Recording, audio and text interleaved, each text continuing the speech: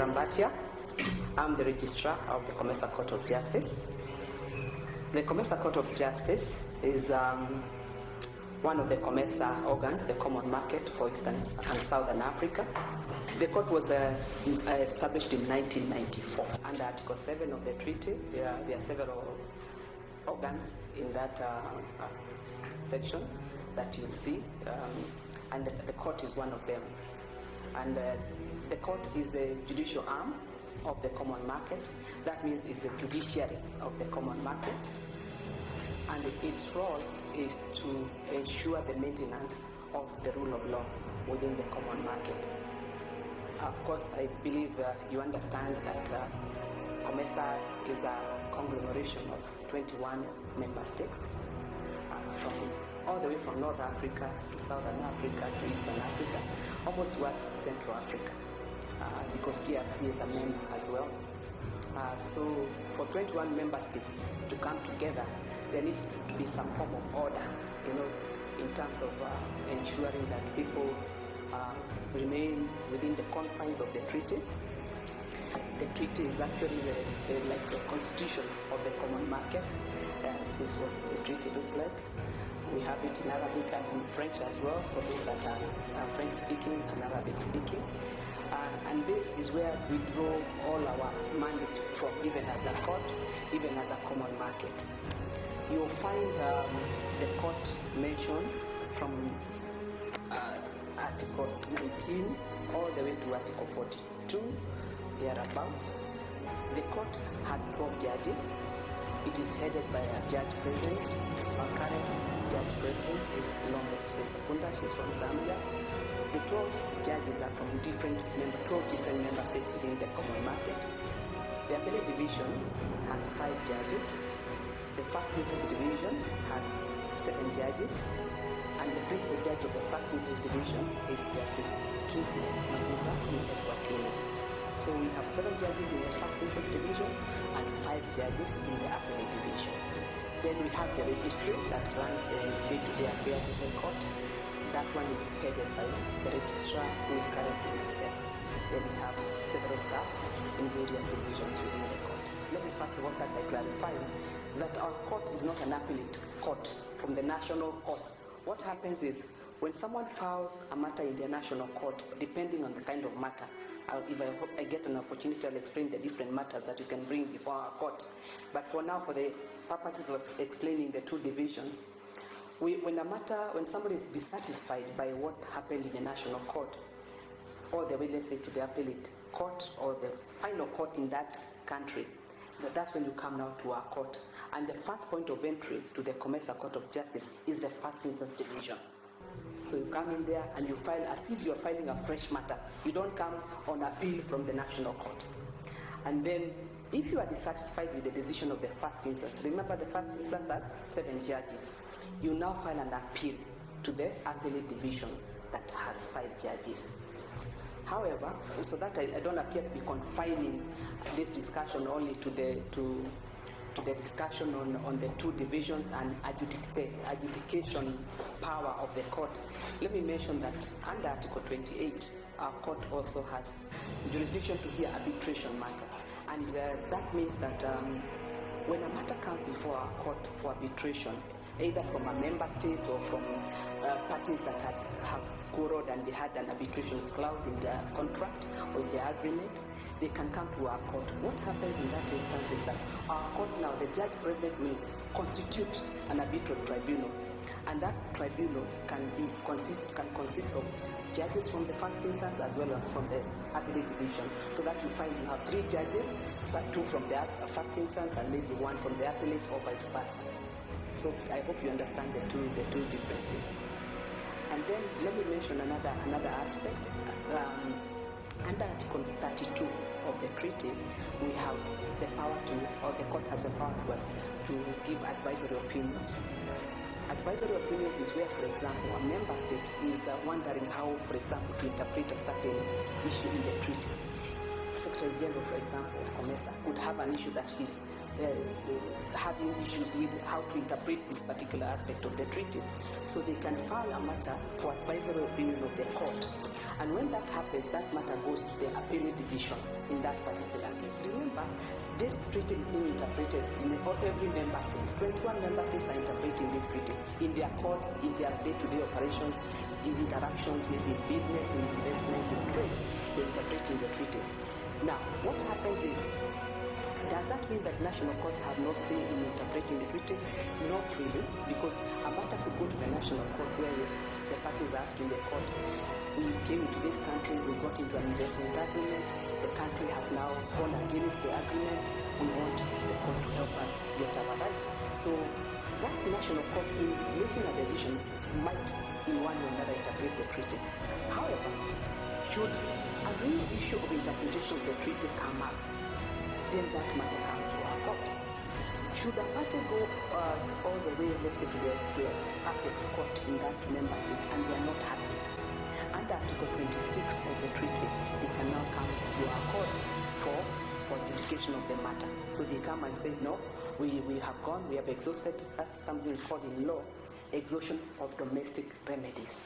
Now, exhaustion of domestic remedies means, and that's provided again under Article 26, is that the treaty doesn't oust the jurisdiction of the national courts. The treaty says, try and ventilate your issues in your national courts as far as is possible. Then, if you're not happy, the COMESA Court now can come and interpret the treaty. Under Article 23 of the treaty, that's where we get the jurisdiction from. And the role of the court, the mandate of the court is to interpret the treaty, the application and interpretation of the treaty. That's the role of the COMESA Court of Justice. Now, before I leave the national court, there's another important point that I wanted to make. Under Article 30, national courts, remember I've said national courts can actually handle interpretation. Well, the national court is not sure. They are mandated under Article 30 to bring the matter for preliminary ruling before our court, the COMESA Court of Justice. Let's say in Zambia here, for example, interprets it in a certain way. A court in Egypt interprets it in a certain way. The same provision. What is likely to happen? There's going to be confusion within the common market, within the COMESA region. There'll be confusion as to how to interpret the treaty. That's why whenever there's an issue, then that interpretation must be brought to the COMESA Court of Justice. That ruling by the COMESA Court of Justice is binding not just on that member state or that the courts of that member state where the matter emanated from, but in all 21 member states. The exceptions to when a party must exhaust domestic remedies.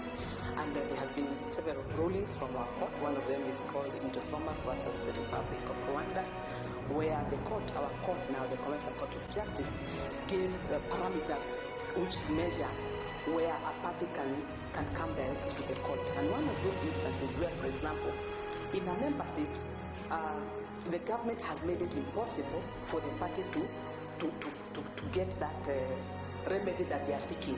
So they have already made it clear this is a no-go zone. So what's the use of that person going to the same courts of the same member state? There's no need. So they are allowed to come to our court in that instance. Or where it becomes clear that the government is party to creating obstacles to the person getting the remedy that they want. It's very important because that issue of exhaustion of domestic remedies has been misinterpreted many times, because most people think that because Article 26 says you must exhaust, that's it. There are exceptions, and what people need to understand is what are those exceptions to exhaustion of domestic remedies. The same issue was also addressed in the case of Polito versus the Republic of Mauritius. That is one of our landmark decisions from this court in 2012. And where our court said that, you see, in that particular matter, there had been a decision by the Supreme Court of Mauritius.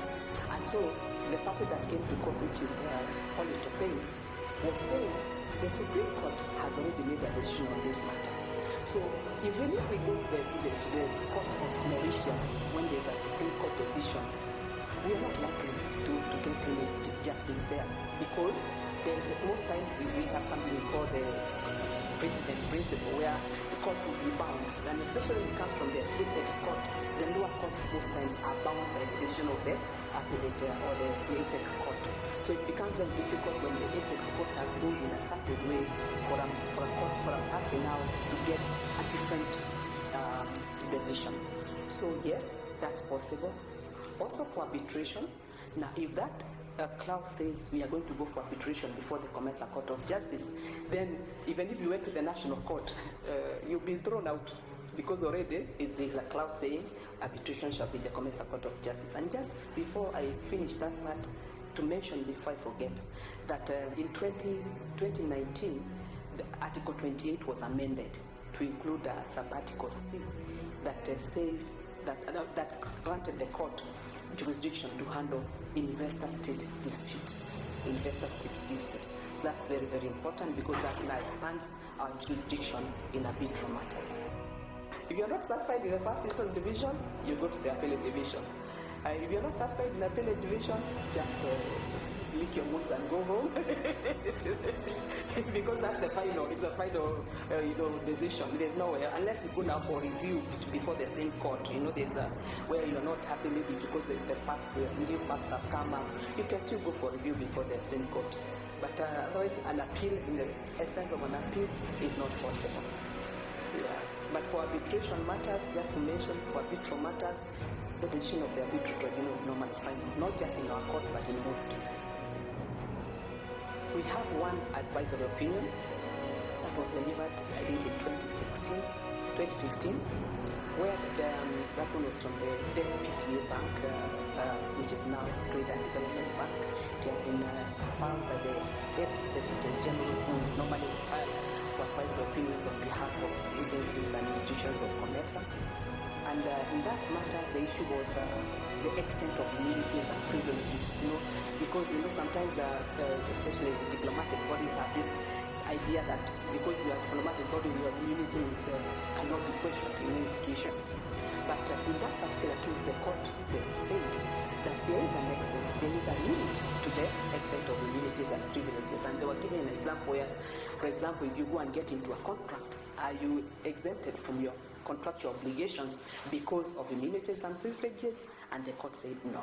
It's a very good decision that I would invite anyone that would be interested to get it in our website. It's on our website. And then we have also the Malai mobile case. That one was also a landmark matter that dealt also with the issue of jurisdiction. Of course, it had, sometimes when you look at the issue of jurisdiction and exhaustion of domestic remedies, you also have to look at the facts of each case.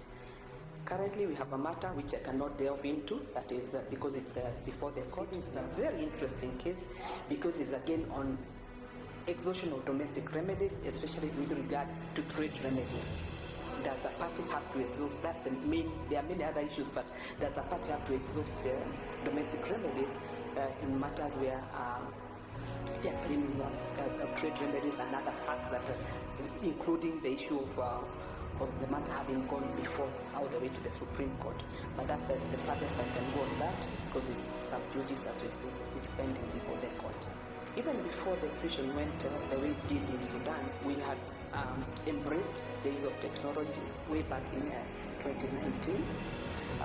We brought in what we call the digital evidence management system, even before the onset of COVID. Actually, we are very proud that we had already thought ahead and embraced the use of technology in the court proceedings. What the evidence management system does is that it enables parties to be able to file their evidence electronically from wherever they are. Like I can tell you, for example, for this matter that's coming up, in the next 2 weeks, this is the first time that we're actually sitting with them physically. They are coming here physically. But all along since 2019, most of those matters that we've had, those matters, we have had them virtually. Judges will sit together, but the parties will be way back in Mauritius or wherever else that they are based, because there are several other parties in the matter. So that has helped parties save on costs, because when parties don't have to travel to file their documents, advocates don't have to travel to file their documents, it saves on costs, especially for the parties. So we are proud of the technology that we have adopted. There is need, of course, to create a lot of awareness on the treaty, not just for the court, but also for the whole of COMESA. COMESA has a lot of projects, lots of projects. In all the member states, there will be a COMESA project or rather going on. So where do we start with this publicity? Let's start right from our curriculum. Are we talking about COMESA and what it does? Because I believe COMESA is a great body in bringing people together of the region. You can imagine, like now in this room, we have people from all over the corners of this COMESA region. There's so much to benefit from each other. As far as the court goes, we have been doing publicity seminars in various member states. Of course, after the onset of COVID, it slowed things a bit. But we've been doing our level best to do as much publicity as we can, especially bringing in lawyers, bringing in judiciaries, bringing in the other stakeholders like the business community, for example. So it all lies down to how much we are willing to go out to the people and tell, as COMESA generally, not just as a court, and tell them this is what we do, this is what we have to offer. So yes, we are doing it. We are also trying other ways. We are trying to up our game as far as use of social media is concerned, to be able to reach as many people as possible. What happens with our cases is that you find that you have one case, let's say case A versus B, but out of case A versus B, you have so many other very serious applications that are going on in the same matter. So it looks like one case, but it has so many other small applications. They appear small, but with very far-reaching implications. Even like the one now that we have, the appeal that we have, is actually on the basis of some applications that went on before the first instance division. So when you look at in terms of numbers, for case A versus B, it may seem like we are not doing much. But when you go deeper and see how many applications have been handled in a particular case, then you get to see that indeed we are doing quite well, but we hope that we could do better. We would want more cases coming, and that's why the question that has been asked about publicity is very important, because we need to really move out and really, especially this article that I spoke about, where national courts are able to refer matters to the court. We think we need to really push that as an agenda when we go to do our publicity seminars. It's an area that we have not done very well as far as incorporating the national judiciary is concerned. We've not had a situation where the court has issued orders and they are failed to be complied with. We haven't reached that point. And so we are grateful that as far as the orders that come from our court, we are complied with so far. But if that were to happen, then we have Article 40, which provides for sanctions for any member state that fails to comply with orders from the court or decisions from the court. But I cannot take this opportunity to market our court and say, in our court you don't take years. We take a very short time to determine our matters. Currently, it costs very little, other than your cost as a party to bring yourself and your lawyer to the court. The court doesn't charge fees except for the arbitration matters. We are very fast in disposing our cases, and one of the reasons is that our judges are ad hoc. They come and go when they have matters, they come, then they go. Most of them are serving judges in their national jurisdictions. So when they meet, we meet for a matter, they don't leave until we are done.